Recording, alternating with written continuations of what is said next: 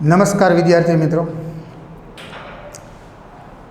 ધોરણ 11 કોમર્સ વિષય નામાના મૂળ તત્વો. સૌથી પહેલાં આપણે આપણા વિષયની થોડીક માહિતી લઈ લઈએ, કેમ કે દરેક વિદ્યાર્થીઓ માટે આ વિષય એક નવો જ વિષય છે. આ વિષય વિશે તમે ભૂતકાળમાં ક્યારેય ભણી ગયા નથી, અથવા તો ક્યાંય એવો અભ્યાસમાં તમારે એનો મોટા ભાગે એવો ભાગ આવ્યો નથી. નામાના મૂળ તત્વો, અંગ્રેજીમાં એને આપણે અકાઉન્ટ કહીએ છીએ. તો આ વિષયની અંદર શું હોય છે, તો ટૂંકમાં કહું તો આ વિષયની અંદર આપણે હિસાબ કઈ રીતે કરવાના હોય એના વિશેનો બધો અભ્યાસ કરવાનો હોય છે. તમે એટલું તો બધા વિદ્યાર્થીઓને ખબર જ હશે કે જે મોટી મોટી કંપનીઓ, પેઢીઓ, કારખાનાઓ, ધંધાઓ, ઉદ્યોગો ચાલે છે, આ બધા જ ધંધા, ઉદ્યોગો, કંપનીઓ, પેઢીઓએ હિસાબો લખવાના હોય છે. એ હિસાબો લખવાના હોય છે, તો એ કઈ રીતે લખવાના હોય છે? હિસાબો બધા પેઢીવાળા છે, કંપની કે કારખાનાવાળા, એ પોતાની જાતે પસંદગી મુજબ ન લખી શકે. એના માટે એના નિયમો હોય છે, એના માટે એના આખા ધોરણો હોય છે, એ મુજબ હિસાબો લખવાના હોય છે. તો આપણે આ વિષયની અંદર હિસાબો કઈ રીતે કરવાના હોય છે, હિસાબો કઈ રીતે લખવાના હોય છે, એના વિશેનો જ અભ્યાસ કરવાનો છે. એટલે તો આપણે સૌથી પહેલાં તો એના મૂળથી શરૂઆત કરવાની રહેશે. ધીરે ધીરે આગળ ચાલતું જવાનું છે. હિસાબો કઈ રીતે થશે એનું આખી બધી માહિતી છે. એટલે ખૂબ ઇન્ટરેસ્ટિંગ વિષય પણ રહેશે. આપણો આ વિષય એવો પણ છે કે તમને અભ્યાસના ભાગરૂપે તો આવે જ છે, પણ સાથે સાથે તમારા વ્યવહારુ લાઈફમાં, મતલબ તમે ભણી અને આગળ જ્યારે કોઈ આર્થિક પ્રવૃત્તિ એટલે કે કમાવા માટેની કાર્યમાં જોડાઓ, તો ત્યાં પણ તમને આ ખૂબ ઉપયોગી બનશે. એટલે ખૂબ રસપ્રદ રીતે આ વિષયને આપણે આગળ ચલાવીએ. સૌથી પહેલાં આપણે વાત કરીએ તો નામાના મૂળ તત્વો, ધોરણ 11, ભાગ પહેલો, એનું પહેલું ચેપ્ટર હિસાબી પદ્ધતિ અને તેના પારિભાષિક શબ્દો. તો આ ચેપ્ટરની અંદર પણ આપણે સૌથી પહેલાં પ્રાથમિક માહિતી લેવાની છે. આ ચેપ્ટરના બે ભાગ છે. આમ જુઓ તો એક હિસાબી પદ્ધતિ વિશે આપણે સમજવાનું છે, અને બીજું કે આ હિસાબી પદ્ધતિ સાથે નામાના પારિભાષિક શબ્દો તમારે સમજવાના છે. એમાં સૌથી પહેલાં આપણે આ હિસાબી પદ્ધતિ શું છે, એના અર્થ, લક્ષણો, ફાયદા, મર્યાદા, આ બધી વસ્તુઓ સમજીએ. હિસાબી પદ્ધતિ, આ શબ્દ તમારી સામે આવ્યો છે, તો હિસાબી પદ્ધતિ એટલે જ નામ. ખાસ યાદ રાખજો કે હિસાબી પદ્ધતિ છે એનું બીજું નામ નામું જ છે, નામાના મૂળ તત્વો. અને નામું એટલે હિસાબો લખવા. એકદમ સામાન્ય અર્થથી આપણે આગળ વધીએ એટલે તમને આગળ બધી વસ્તુ સમજવામાં સરળતા રહે. તો હિસાબી પદ્ધતિ જ્યારે આ શબ્દ આવે ત્યારે તમારા મગજની અંદર એવી વાત રાખવાની છે કે આપણે હિસાબો કઈ રીતે લખાય છે, હિસાબો લખવા માટેની એક પદ્ધતિ છે, એક સિસ્ટમ છે, એને હિસાબી પદ્ધતિ કહેશું. તો સૌથી પહેલાં એની પ્રસ્તાવનાની વાત કરીએ આપણે. તો પ્રસ્તાવનામાં સૌથી પહેલી વાત તમને કહું તો હિસાબી પદ્ધતિનો જન્મ સમાજની સામાજિક અને આર્થિક પ્રવૃત્તિને મદદરૂપ થવા માટે થયો છે. અતિ પ્રાચીન સમયની વાત કરીએ કે જ્યારે આદિવાસી માનવ તરીકે આપણે સૌને ખબર છે કે માણસ પોતાનું ભટકતું જીવન શિકાર કરી અને પોતાનું ભરણ પોષણ કરતા હતા. ત્યારે કોઈ પણ જાતની સુખ સુવિધાઓ કે આ તે એવું કંઈ હતું જ નહીં. તો એ સમયમાં કોઈ પણ જાતની કંઈ સામાજિક કે આર્થિક બાબતો એવી આ દુનિયાની અંદર હતી જ નહીં. તો ત્યારે કોઈ હિસાબોની જરૂર પડી નથી. પરંતુ જેમ યુગ આગળ ચાલતો ગયો એમ આપણે સૌ જાણીએ છીએ કે સમાજ, પ્રવૃત્તિઓ, આર્થિક પ્રવૃત્તિઓ, બરાબર છે, આવું ધીરે ધીરે દુનિયાની અંદર આવવા માંડ્યું. હવે જ્યારે સામાજિક પ્રવૃત્તિઓ અને આર્થિક પ્રવૃત્તિઓ, સમાજમાં આપણે જોડાયેલા છીએ એટલે આપણે સમાજની રૂએ બધું કાર્ય કરવાનું હોય છે, અને સમાજમાં રહી અને આપણે સાથે આર્થિક પ્રવૃત્તિ કરી અને એમાંથી નાણાં કમાઈએ છીએ અને આપણું ભરણ પોષણને આપણે ચીજ વસ્તુઓ ખરીદીએ છીએ, એના એવું કરી અને આપણું ભરણ પોષણ કરીએ છીએ. તો આવું બધાય દુનિયાના દરેક દેશમાં ધીરે ધીરે ધીરે ધીરે આદિમાનવમાંથી લોકો થોડાક આધુનિકતા તરફ આવતા ગયા. એમ સમાજની જે પ્રવૃત્તિઓ થાય અને આર્થિક પ્રવૃત્તિઓ જે થાય એને મદદરૂપ કરવા માટે આ હિસાબની પદ્ધતિ અમલમાં આવી છે. કારણ કે હું ધંધો ચલાવતો હોય તો મારે ધંધો કરવો હોય તો મારે ગ્રાહકોને માલ ઉધાર ઉપર પણ વેચવો પડે, મારે ઉધાર ઉપર માલ ખરીદવો પડે, પછી મારે જેમ ધંધો ચલાવતા હોય તો એમાં મજૂરો રાખીએ કે કર્મચારી રાખીએ, એને પગાર ચૂકવવાનો હોય, ઓલું કરવાનું, આ તે એવું જે બધી વસ્તુઓ કરવાની થાય તો સ્વાભાવિક છે કે ત્યારે મને કોઈ બધી જ વસ્તુઓ મૌખિક યાદ ન રહે, અને યાદ મૌખિક રહે તો અમુક વસ્તુ જ રહેશે. પણ આવી બાબતની જે સમસ્યાઓમાંથી પસાર થવા માટે હિસાબોની શરૂઆત થઈ છે, હિસાબ કરવાની. આમ તો તમે બધા જાણો છો કે હિસાબ કરવો એટલે બધી કેટલા રૂપિયા આવ્યા, કેટલા ગયા છે, આ બધી એવું વસ્તુ નોંધ કરવાની હોય તો એને હિસાબો કહે છે. પણ આપણે તો એકદમ નિયમબદ્ધ રીતે હિસાબ કઈ રીતે થાય છે એ શીખવા જઈ રહ્યા છે ધીરે ધીરે.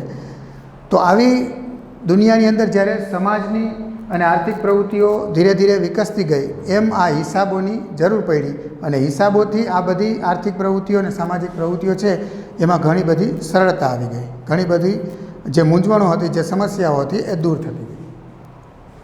બીજી એક વાત કે આપણે સૌ જાણીએ છીએ કે પ્રાચીન સમયમાં પણ હિસાબો થતા, હિસાબો ત્યારે પણ કરવામાં આવતા એવું આપણે જે પ્રાચીન સમયની અંદર રામાયણ છે, મહાભારત છે કે ચાણક્યના અર્થશાસ્ત્ર છે એના જે ઇતિહાસના પન્નાઓ જોયા છે એમાં આપણે સૌ એવું હિસાબો ક્યાંક ને ક્યાંક થતા એવું આપણે જાણવા જડે છે. જેમ કે રામાયણ છે તો રામાયણમાં આપણે જોઈએ છીએ કે જ્યારે રામ વનવાસ જાય છે પછી ભરત છે એ અયોધ્યાનું બધી આખી ગાદી સંભાળે છે. પછી જ્યારે ભરત છે એ રામને વનમાં મળવા જાય છે ત્યારે રામ છે એ ભરત પાસેથી અયોધ્યાનું બધી હિસાબોની ચર્ચા પણ કરવામાં આવે છે.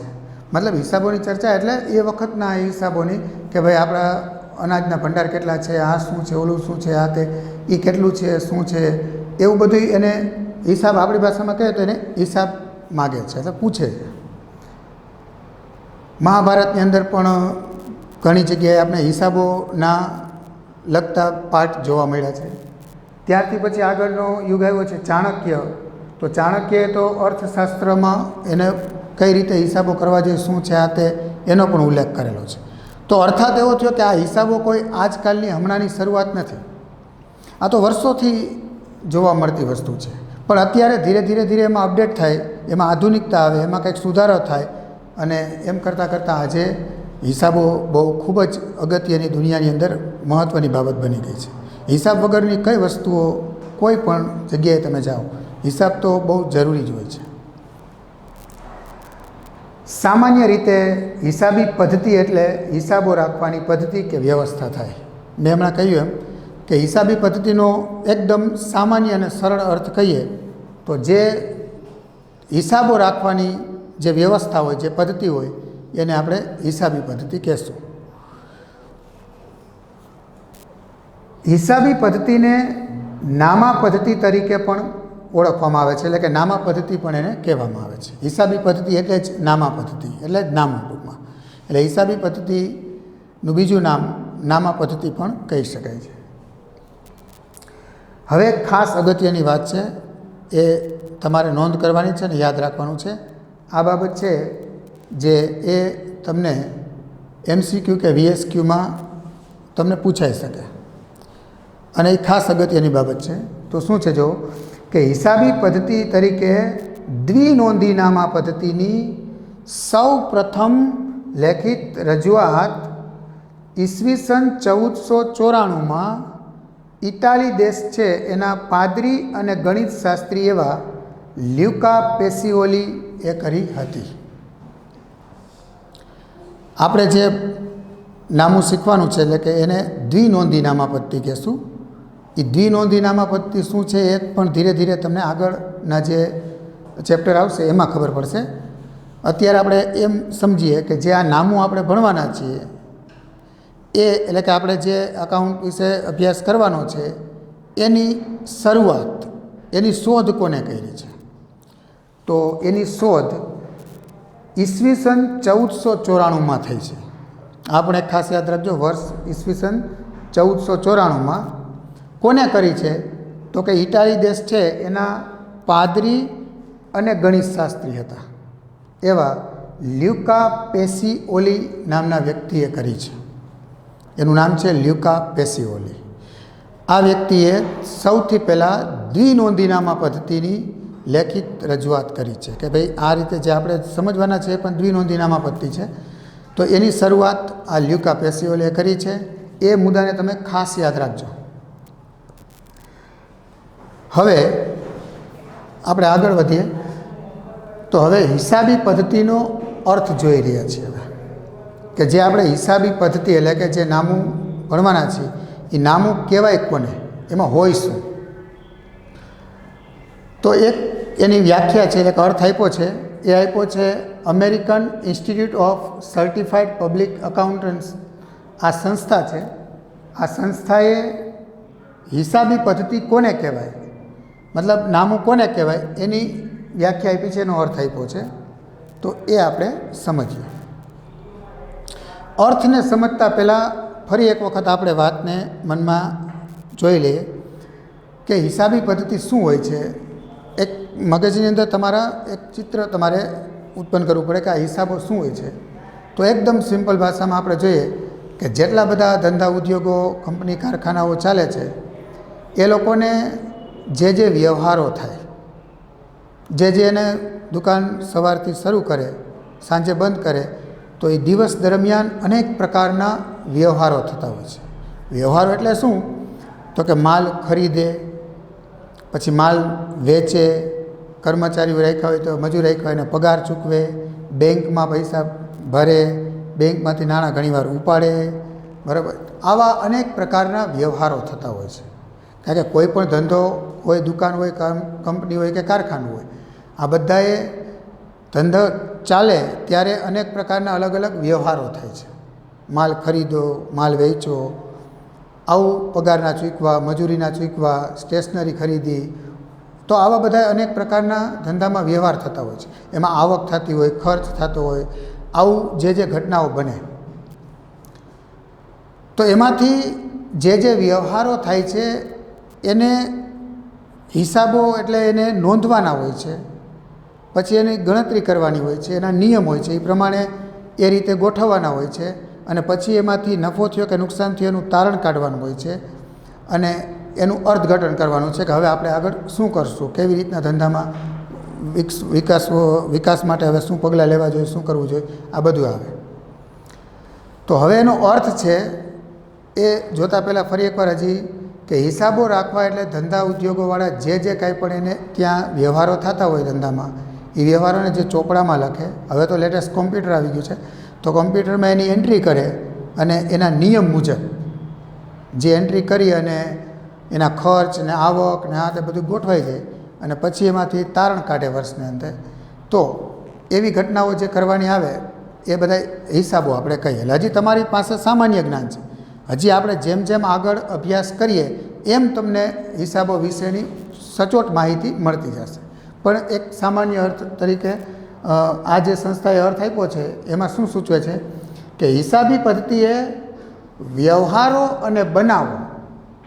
જો હિસાબી પદ્ધતિએ વ્યવહારો અને બનાવો એટલે કે જે ધંધા ઉદ્યોગ, કંપની કે કારખાનાઓ જે પોતાની ધંધો ચલાવે એમાં જે વ્યવહાર થાય, જે ઘટના બને, જે બનાવ બને.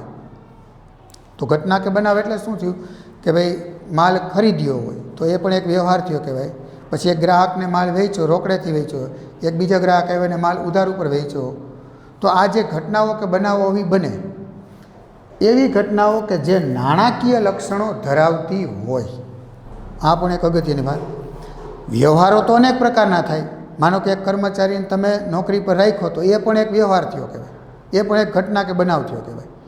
પણ બધી ઘટનાઓ કે બનાવો નહીં, એમાંથી એવી ઘટનાઓ લેવાની કે જે નાણાકીય લક્ષણો ધરાવતી હોય, મતલબ કે જેનું તમે નાણાંમાં મૂલ્ય આંકી શકો. તો હું એમ કહું કે 10,000નો માલ ખરીદ્યો તો જો એનું નાણાંમાં મૂલ્ય આંકી શકાય છે. 5,000નો માલ વેચ્યો તો જો એમાં નાણાંમાં મૂલ્ય આંકી શકાય છે, મતલબ એમાં નાણાંનું મૂલ્ય દેખાય છે. કર્મચારીને 20,000 પગાર ચૂકવ્યો તો એમાં પણ નાણાકીય મૂલ્ય દેખાય છે. પછી કર્મચારીઓની મિટિંગ બોલાવી અને સૂચના આપી તો આ વ્યવહાર છે, આ ઘટના છે, પણ એમાં ક્યાંય નાણાકીય વ્યાજ નથી. તો એવા વ્યવહારો નહીં. જે વ્યવહારો કે બનાવો નાણાકીય લક્ષણો ધરાવતા હોય એવા વ્યવહારોને નાણાં સ્વરૂપે, મતલબ નાણાંનું જેમાં મૂલ્ય દર્શાવ્યું હોય એ નાણાકીય સ્વરૂપે, જેમ કે હમણાં કીધું એમ કે 10,000નો માલ ખરીદ્યો તો 10,000 રૂપિયા તરીકે, 5,000નો માલ વેચ્યો તો 5,000 રૂપિયા એમાં નોંધવાના છે. નાણાકીય લક્ષણો ધરાવતો હોવો જોઈએ એ વ્યવહાર, અને એનું મૂલ્ય નાણાંમાં જે થયું હોય, આંકવામાં આવ્યું હોય, એ નાણાં સ્વરૂપે નોંધવાની, એટલે લખવાની, નોંધવાની, એનું વર્ગીકરણ કરવાની.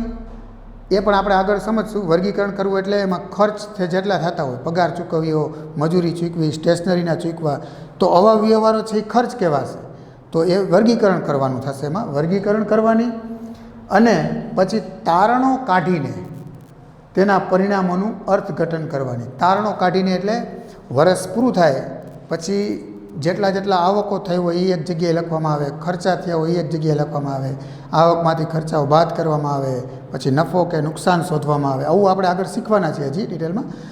તો એવું તારણ કાઢવાનું છે કે મિલકતો કેટલી છે, એની સામે દેવાઓ કેટલા છે, મિલકત કરતાં દેવું કેટલું વધારે છે, ઓછું છે, આવા તારણો કાઢી અને પછી એના પરિણામોનું, પરિણામ એટલે હમણાં હું બોલું છું કે ભાઈ વર્ષ પૂરું થયું પછી એક પેઢીએ હિસાબો કર્યા તો એને 3 લાખ રૂપિયાનો નફો થયો, તો એ નફો થયો એનું પરિણામ છે ધંધાનું.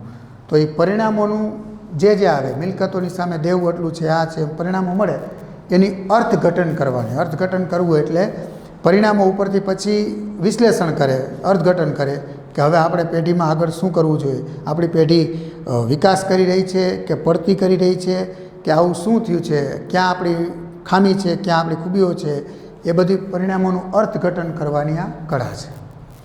એટલે આખો અર્થને આપણે જોઈએ તો જે કાંઈ પણ ધંધામાં સવારથી સાંજ દુકાન ચલાવીએ એટલે વ્યવહારો કે બનાવો થતા હોય એમાંથી એવા વ્યવહારો લેવાના કે જે નાણાકીય લક્ષણો ધરાવતા હોય, અને એવા જે વ્યવહારો હોય કે નાણાકીય લક્ષણ ધરાવતા હોય તો જે વ્યવહાર થાય એનું જે મૂલ્ય હોય એ નાણાં સ્વરૂપે એમાં નોંધવાનું. નોંધ્યા પછી એનું વર્ગીકરણ કરવાનું હશે. વર્ગીકરણ કરી અને એના ઉપરથી તારણો કાઢવાના હશે. તારણો કાઢી અને જે પરિણામ મળ્યું હોય એ પરિણામનું અર્થઘટન કરવાની જે કળા છે, એટલે આપણે એને હિસાબી પદ્ધતિ કે નામું કહેશું. હવે આના પછીના લેક્ચરમાં આપણે આ હિસાબી પદ્ધતિનો અર્થ જોયો. હવે આના પછીના લેક્ચરમાં આપણે હિસાબી પદ્ધતિના લક્ષણો એટલે કે લાક્ષણિકતા શું છે એ જોશું. નમસ્તે.